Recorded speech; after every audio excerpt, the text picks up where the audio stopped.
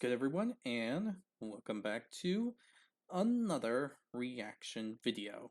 Today, we are reacting to Game Theory FNAF The Secret Afton Killer. As I'm recording this, honestly, this was probably an idea I was going to do for like February, but some video ideas came up, and I decided, you know what, maybe we better be doing these videos first than doing this one.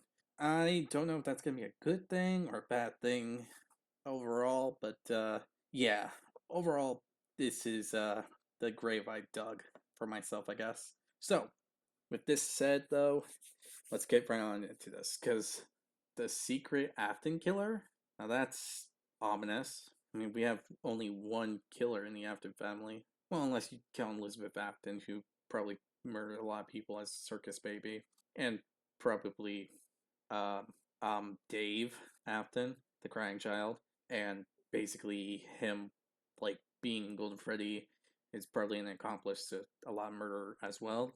I don't know for sure, and we don't even know anything about Mrs. Afton.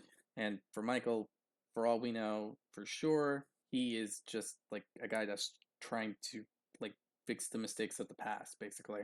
So, with this all said, let's get right on into this interesting yet mysterious title. So, with this all said, as I said before, hit the like button if I did, at the very least. Hit the like button if you enjoyed this video.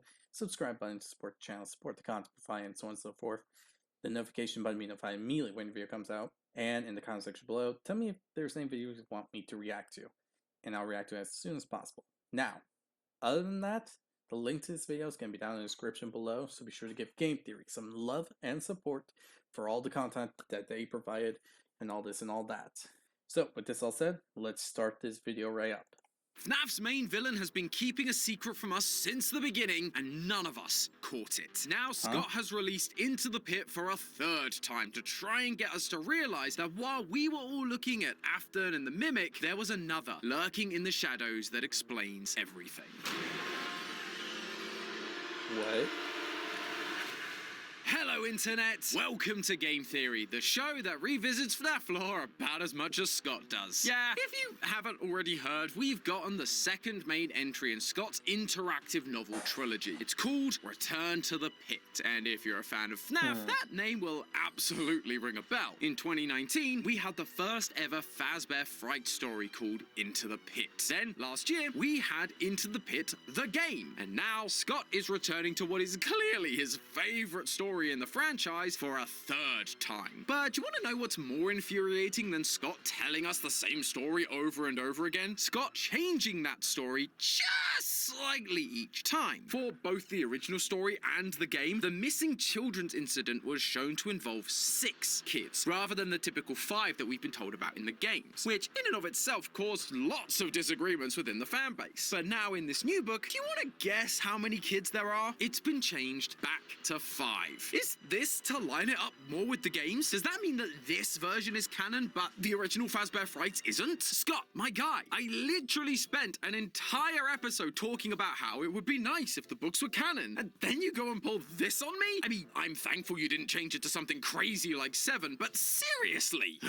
That being said, this version of the story being more likely canon than the other versions does allow for some interesting theorizing. Something I didn't talk about in our week before theory was how a choose your own adventure can work in terms of canonicity. With each of these stories, while there are multiple endings, there is only one canon ending. However, that doesn't mean that the other endings can't be used to help solve the lore. In the week before, we know that phone guy Ralph has to die on night 4. But that doesn't mean that an item he finds in a drawer in a non-canon route can't be used as evidence. The item still exists in that drawer in the world. It is canonically there. It's just that canonically, Ralph never discovers it. Return to the Pit is working on that same principle. The canon ending is Oswald defeats the Yellow Rabbit and saves his dad, like he does in the original story. But there are a number of alternate paths that don't didn't go that way that we can still learn from. Remember, this is the third time we are going through this story. Clearly, there is something that we've been missing that Scott is trying to draw our attention to. And while I was reading one of the alternate endings, something hit me around the face like a yellow rabbit in 1985. This one ending doesn't just add another log to the is it canon fire. It set off a chain of dominoes that completely changed my outlook on the franchise. It seems crazy, but if you'll stick with me, I promise you'll realize just as I did how this book affects the timeline, Fazbear's Full Fest origins, and one of the most confusing yet most important villains in this franchise. No, I'm not talking about Afton, and it's not the Mimic. Get your arcade tokens ready, theorists, because we've got a prize waiting for us to collect. Lore. Before we get too into the details, in case you somehow missed the last 5 years of this story existing, Into the Pit is about... Yeah,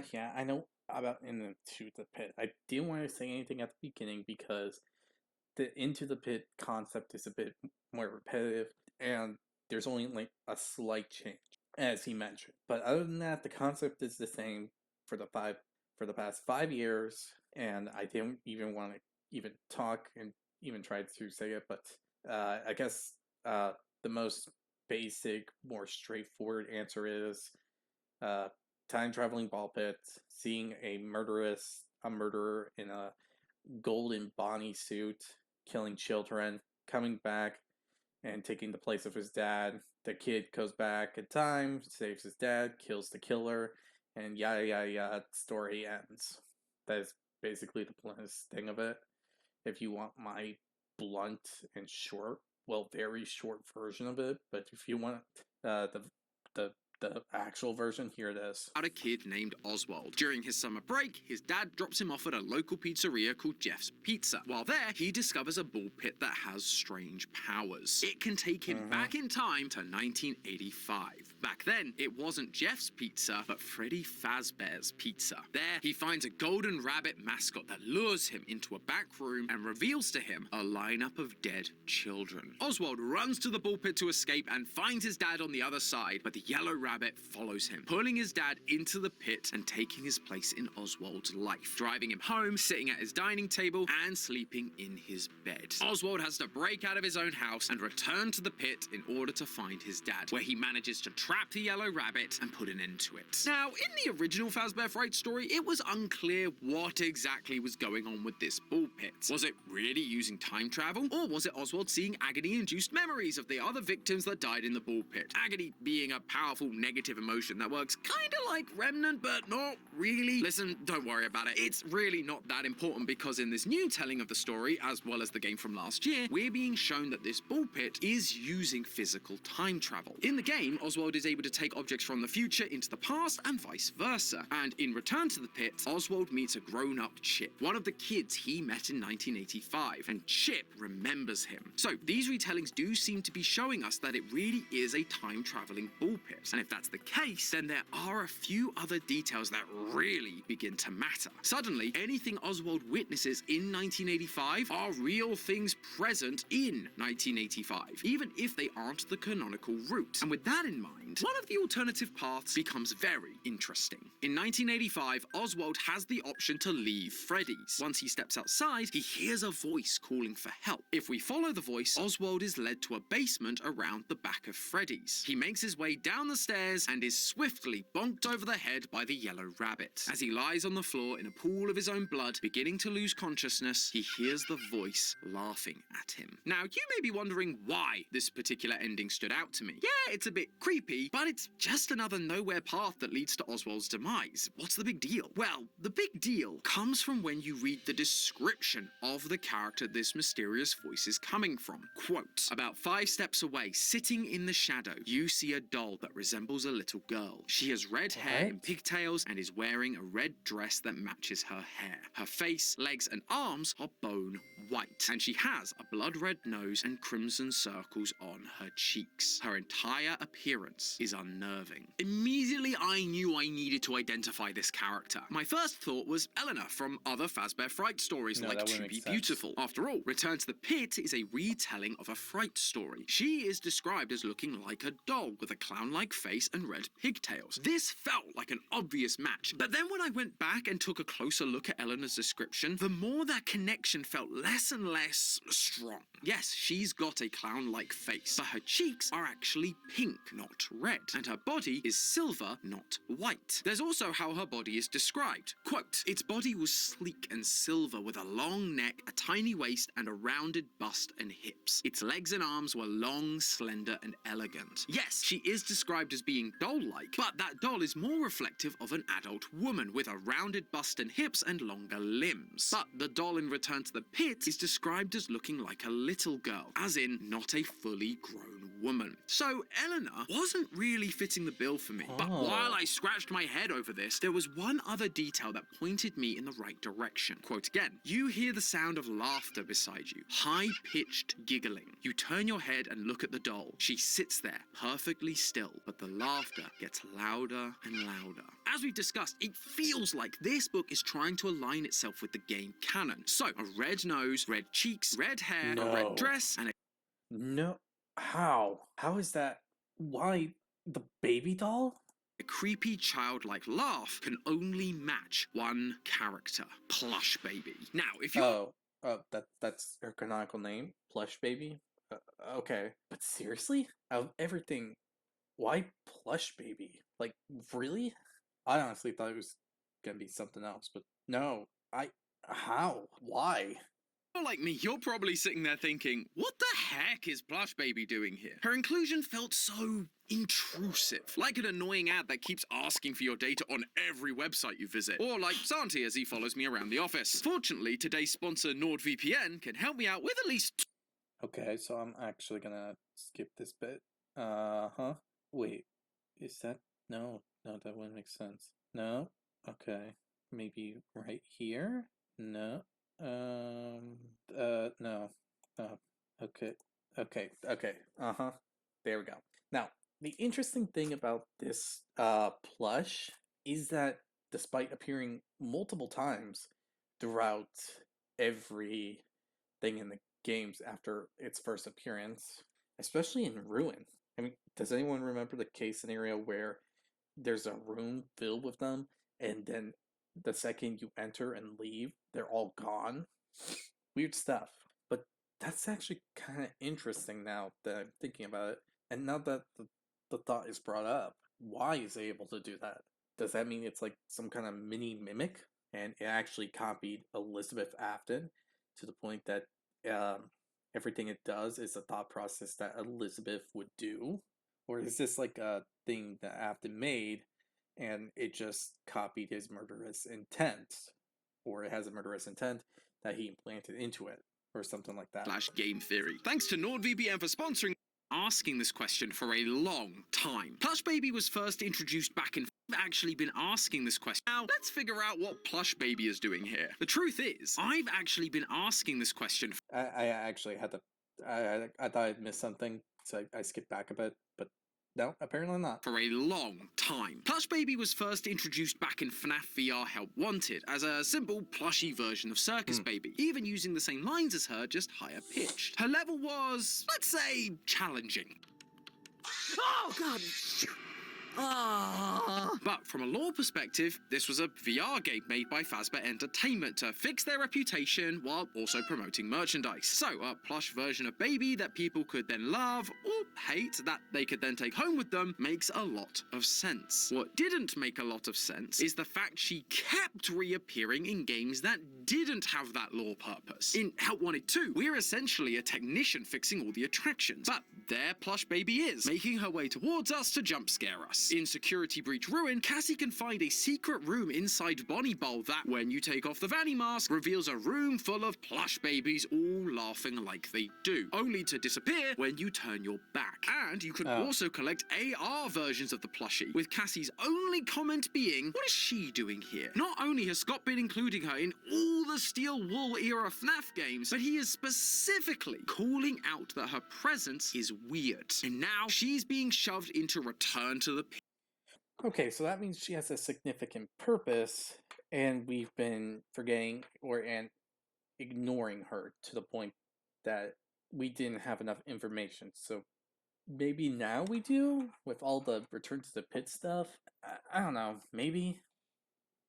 Hit during 1985. What is Scott trying to tell us with this character? Well, take a look at Plush Baby's design compared to the character she's based on, Circus Baby. What difference do you notice? Besides the fact that one is a doll and one is a 7-foot monster clown. The eyes. Plush Baby's eyes are blue, while Circus Baby's eyes are green. Though longtime fans of the franchise will remember that this isn't a design error from Scott. Circus Baby's eyes were originally blue, up until she scooped Afton's daughter Elizabeth and got Circus Baby's Pizza World shut down before it even opened. When Baby scooped Elizabeth, Baby became possessed by Elizabeth, and as part of that, gained Elizabeth's green eyes. So for the plush babies to have blue eyes, they have to have been based on the character prior to Elizabeth's scooping. Therefore, from a timeline perspective, for this toy to exist as it does in Return to the Pit, a blue-eyed Circus Baby needed to exist before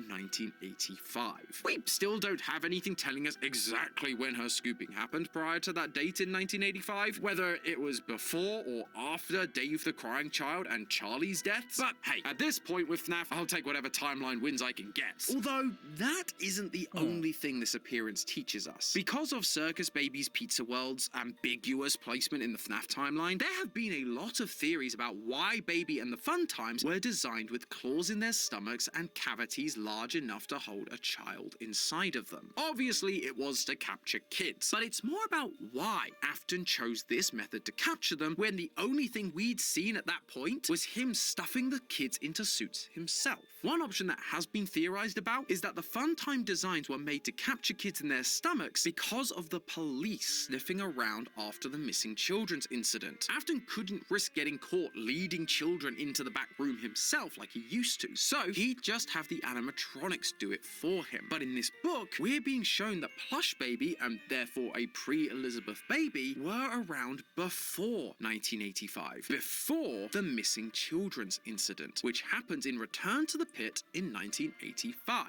That implies that Afton's use of Baby and the Fun Times was less responsive and more proactive. Like it was always the plan to have them assist him in capturing kids. Like he knew it was the smart approach to have help rather than doing it all himself. He wanted someone else to bring the kids to a secluded place where he could then kill them. He needed an accomplice.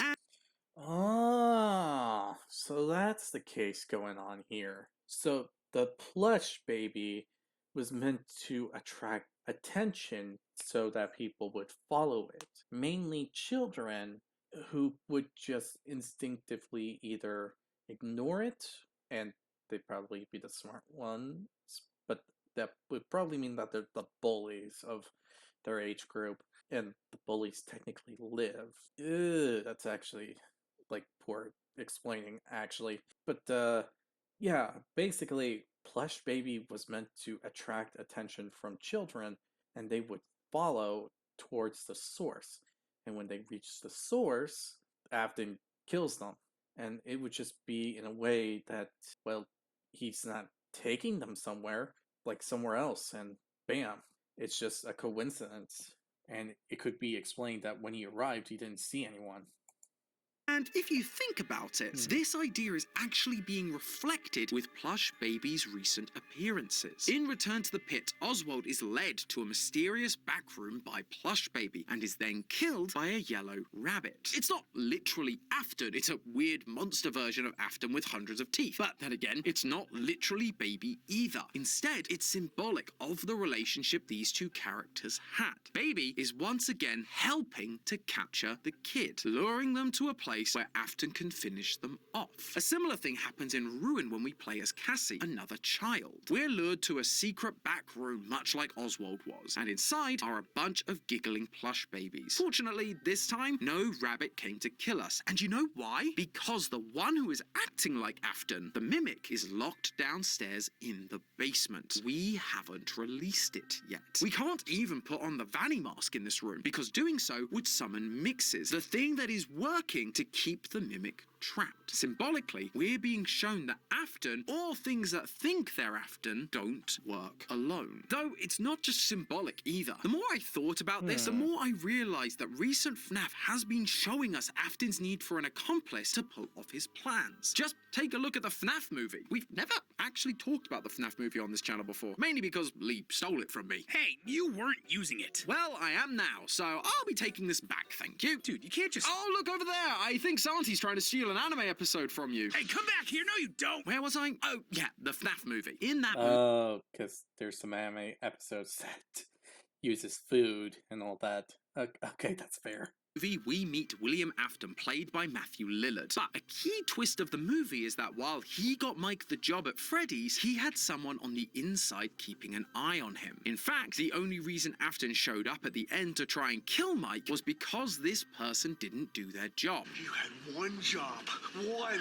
Keep him in the dark and kill him if he got too close. That's 2 jobs. His own daughter, Vanessa, in the movie universe, is Afton's accomplice. Just like how Baby, an animatronic that would be possessed by Afton's daughter and represent her going forward, was his accomplice in the game timeline. Now, look, I know this idea that Afton has always had an accomplice might sound like a bit of a stretch. It always seemed like Afton was the sole killer. And believe me, I get it. I've been going back and forth with Ash on this topic for weeks. Just look at this whiteboard. Does this look like something sane people...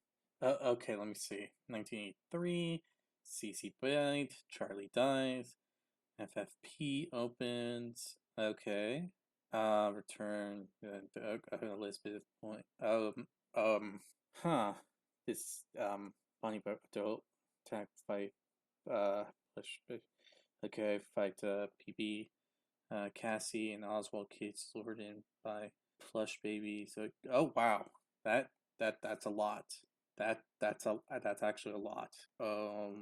Okay. Plush babies, mimic plush. Okay. This is actually a bit concerning, but it's also kind of interesting to see how their thought process works.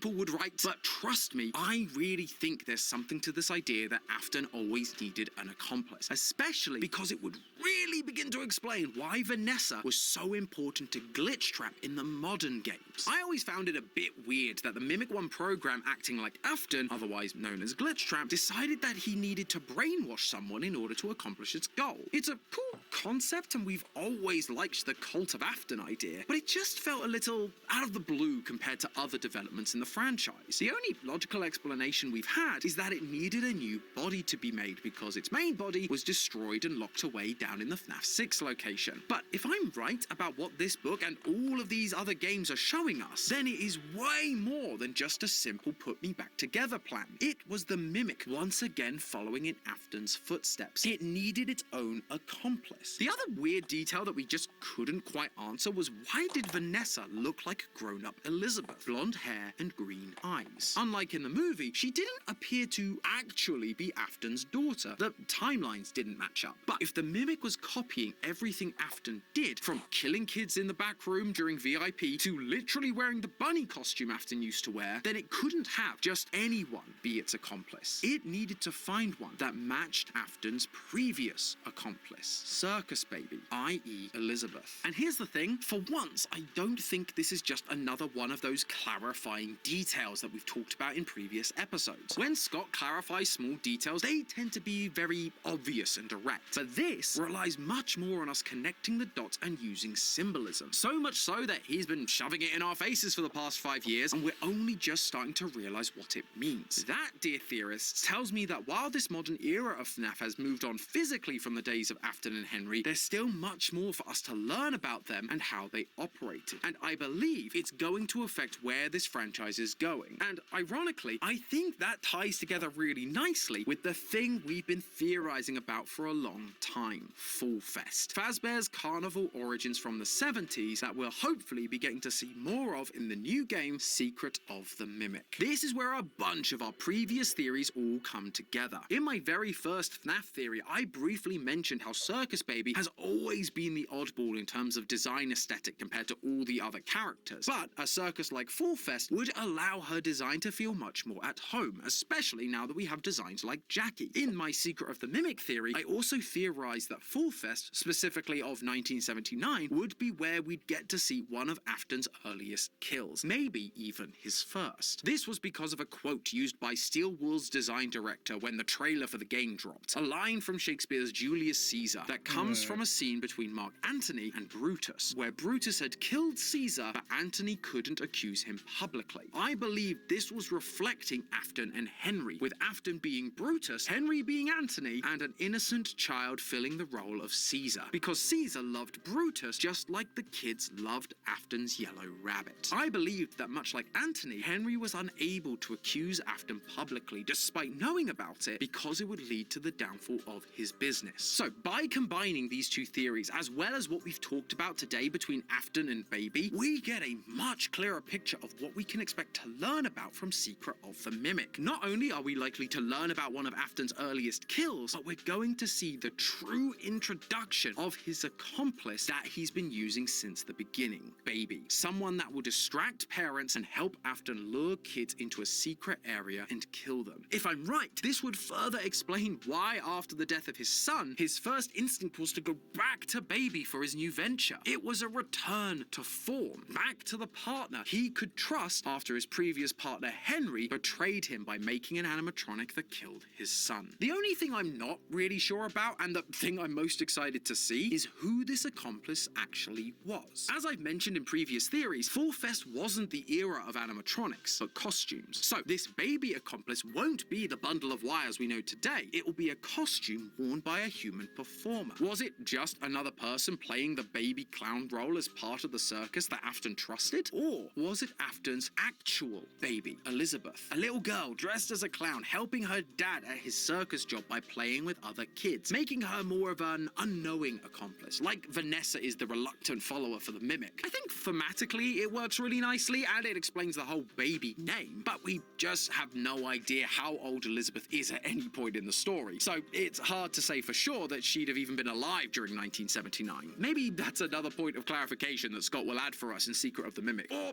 you know, he'll just do another retcon and then gaslight us into thinking it was there the whole time. I'll admit there's also the chance that this is where Jackie / the Mimic comes into play, with their clown design being the premise for Baby later on. They were initially the accomplice learning from Afton, but later became the master, turning Vanessa into their own accomplice. But what do you guys think? I know that this one feels like a big swing, so I'd really love to hear what you think right now over on GT Live. Ash and I are going to be talking about FNAF until we physically can't anymore, so there's plenty of time to hop on by and give us your thoughts, whether it's extra evidence to support the theory or if you found my sanity in the lost and found. Either way, friends, remember, it's all just a theory. A game theory! Thanks for watching. Okay, that's okay. So this is a thing. Okay, let me try to digest this whole thing because that was a lot to process, and I need a moment to think about this clearly. Because let me be honest, that this is going to be a bit much. All right. So from the understanding, this is basically the accomplice that Afton has been going on about.